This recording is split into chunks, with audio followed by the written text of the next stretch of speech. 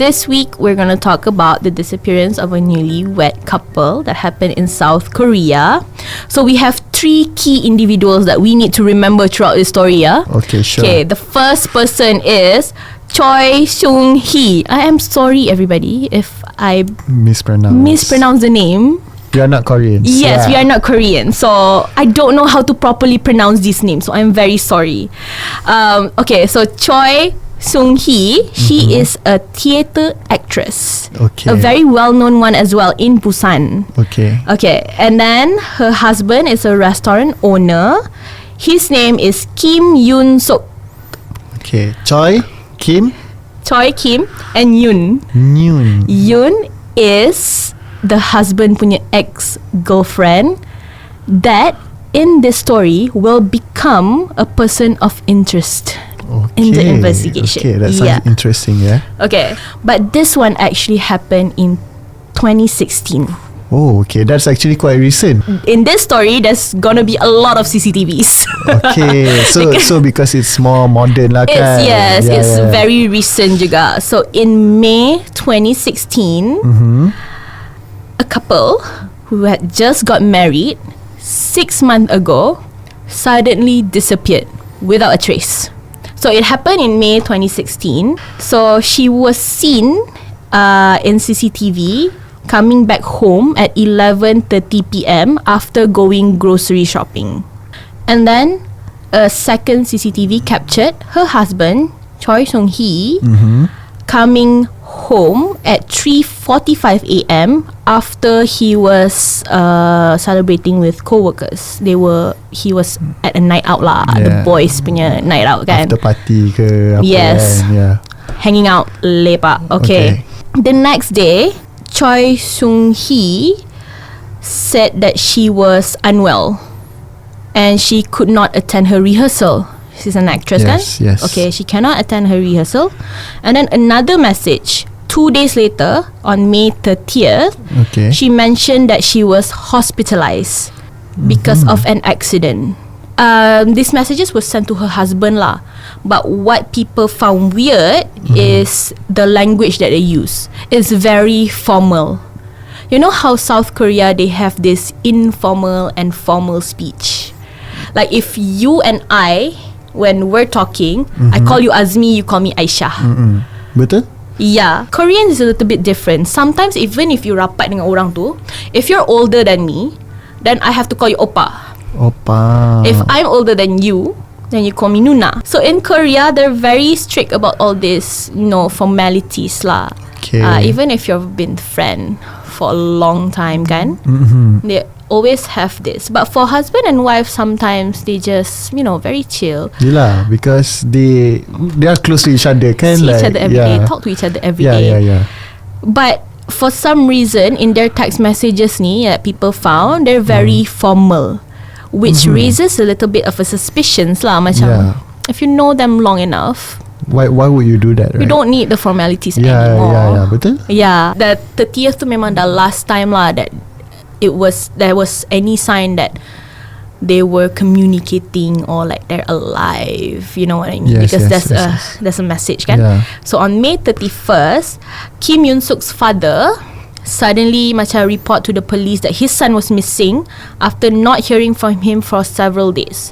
So the husband has not contacted his family for several days. The police officially opened investigation, and there diorang found the phone, the couple punya phone, was last used on that day before it was turned off. So, and then the police searched the whole house lah, searched the apartment, did not find anything. No breaking and entry, no signs of struggle.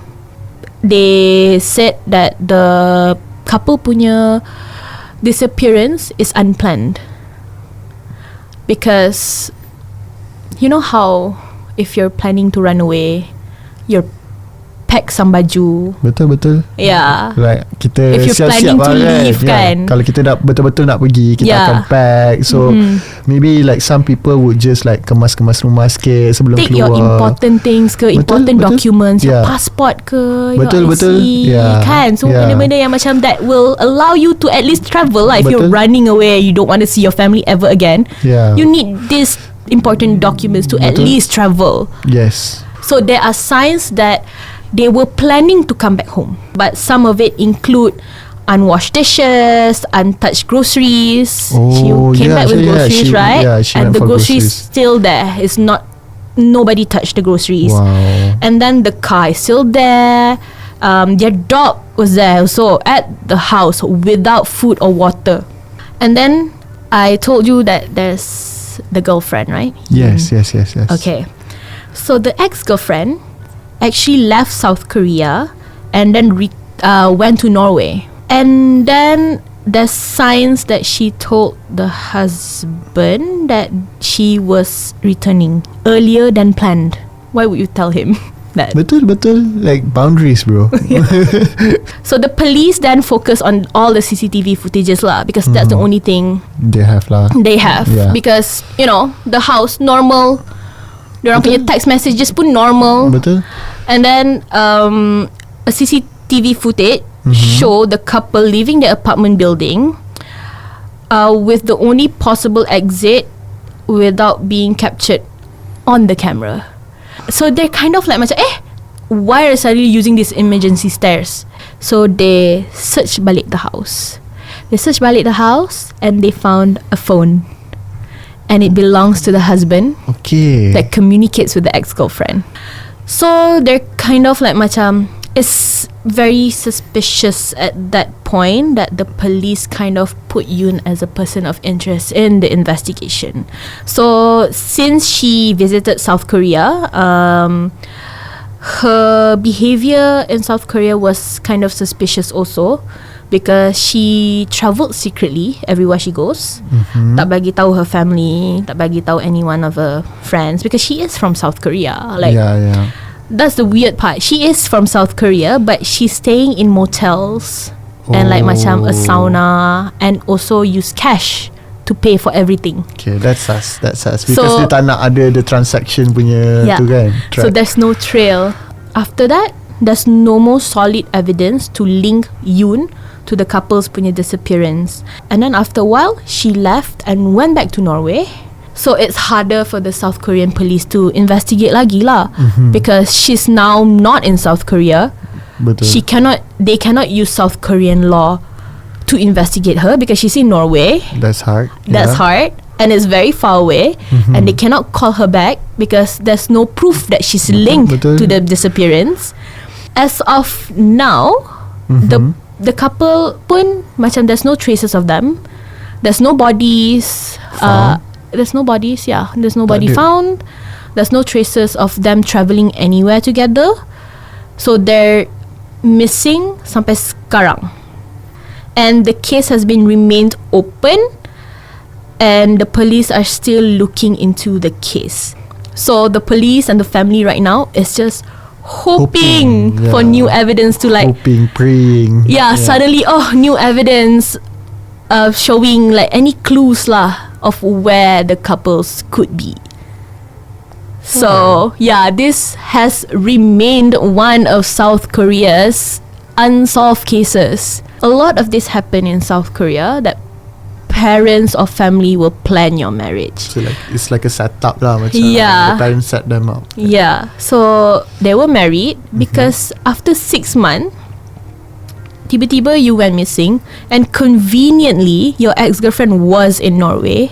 So dia macam, they planned it tapi tak nak, you know, the ex-girlfriend to be like in that timeline kan of them going missing. So she was in Norway, so they planned that, and then suddenly the ex-girlfriend came back, did whatever she did lah, all this suspicious thing, you know, staying in like motels and then paying with cash to leave no traces. And for some reason, I feel like the husband and the ex-girlfriend went lari to Norway after they killed the wife to just like live together. Okay, that's a good that's a good idea also lah, macam to think like that could really happen. They could happen because, you know, investigations, if you're in another country, then the law is different. It is different, yes. So you cannot simply macam panggil, because she is not a suspect, there's no evidence. So I feel like they both planned it and like kind of wanted to get rid of the wife.